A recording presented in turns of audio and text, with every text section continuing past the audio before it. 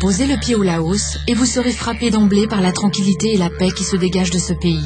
Pourtant, le Laos a vécu une décennie tragique, une page douloureuse de son histoire qui a marqué à tout jamais les esprits d'une majorité des 6 millions d'habitants vivant dans les zones rurales et dont les répercussions se font sentir aujourd'hui encore.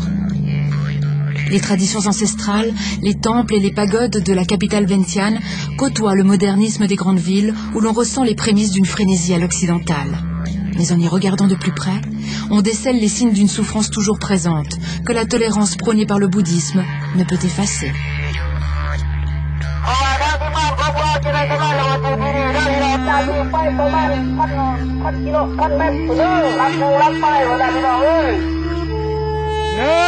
Se rendre à la campagne, c'est le passé qui ressurgit.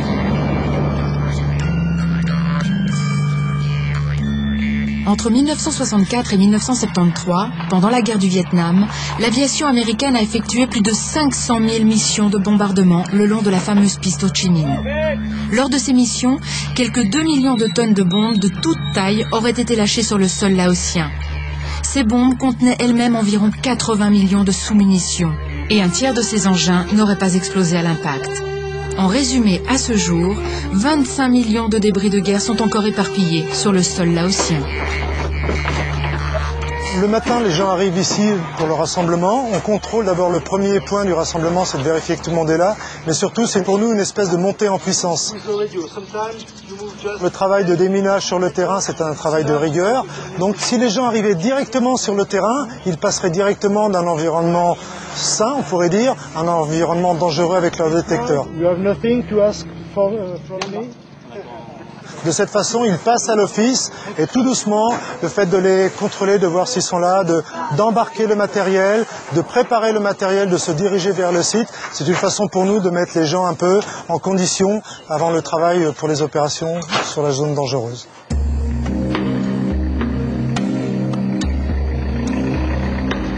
On commence de bonne heure le matin pour une simple et bonne raison, c'est dû à la température. À partir de 9h30, les conditions météo sont relativement difficiles, donc plus on commence tôt de bonne heure, plus les gens ont de facilité à travailler sur le terrain. Dès l'arrivée sur les lieux, appelée aussi zone 7, l'équipe de la Fondation suisse de déminage décharge et contrôle immédiatement le matériel. On peut être étonné au vu du jeune âge de ces démineurs, en fait, qu'ils aient totalement inclus dans leur quotidien cette discipline quasiment militaire. Mais vous savez, c'est pas difficile, il suffit de prendre les gens, au contraire, plus les gens sont jeunes, plus ils sont malléables. Ils peuvent être malléables aux choses positives comme aux choses négatives. Si on les oriente vers la bonne voie, ils ne demandent que ça. Et ils ont totalement adhéré, ces 3 derniers mois, on est totalement satisfait de leur travail, de leur bonne volonté dans l'exercice de leur travail. Le chef d'équipe Bowling ouvre la marche. Il faut rester prudent et ne pas sortir du sentier, car le risque est omniprésent.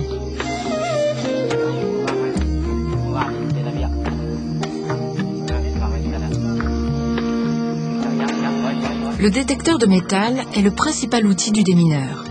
Il y porte un soin tout particulier, car il sait que sa vie en dépend. Chacun vérifie quotidiennement le bon fonctionnement de son appareil.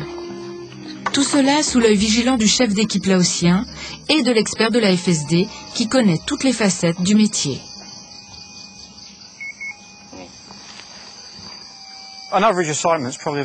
Je pense qu'une affectation de 2 à 3 ans pour les experts expatriés est idéale. En dessous, l'expérience et la connaissance du terrain en souffriraient.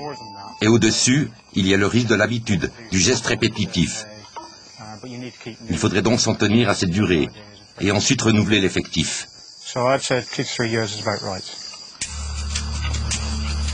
Ognon est âgée de 24 ans. Elle délimite son secteur d'intervention avant d'inspecter le sol. Elle travaille sous l'étroite surveillance de Bowling, comme les 32 autres démineurs du groupe. Même s'il est le plus expérimenté de tous, Bowling reste vigilant. Il doit avoir l'œil sur tout et pouvoir interpréter à tout instant un signal de détresse, un coup de fatigue, ou s'apercevoir tout simplement quand l'un de ses collègues a besoin d'un conseil.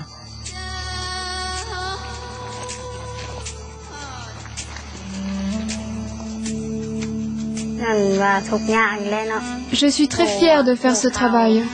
Ce sont des amis qui m'ont parlé de la FSD. Je me suis rendue à leur bureau et j'ai été engagée après avoir passé un premier test. Vous savez, ma famille est pauvre. Je suis contente de pouvoir la soutenir en gagnant un peu d'argent.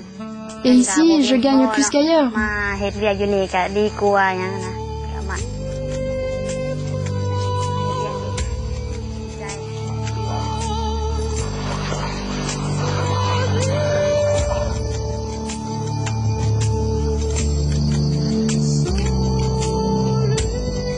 Un détecteur émet un signal. Avec infiniment de précaution, le jeune démineur creuse un trou à l'endroit indiqué.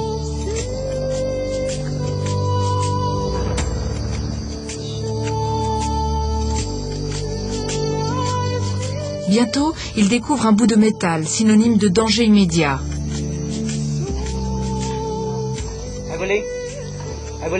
Il appelle Bowling à la rescousse. Mon travail consiste à soutenir plus qu'à contrôler mes collègues. S'ils trouvent un quelconque objet insolite, ils m'appellent pour que je les aide à l'extraire du sol. Si j'ai un doute, je fais appel à l'un des experts.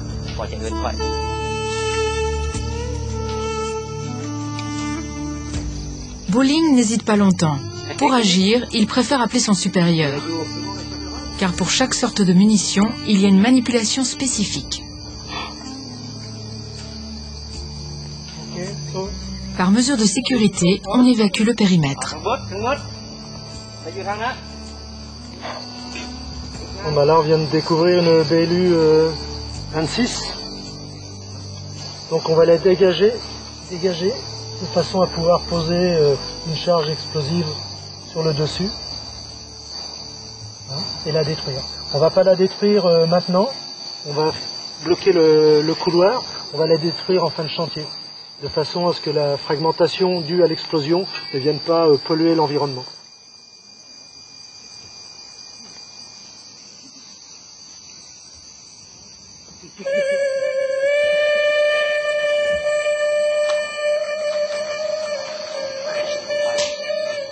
Le grand moment est enfin arrivé.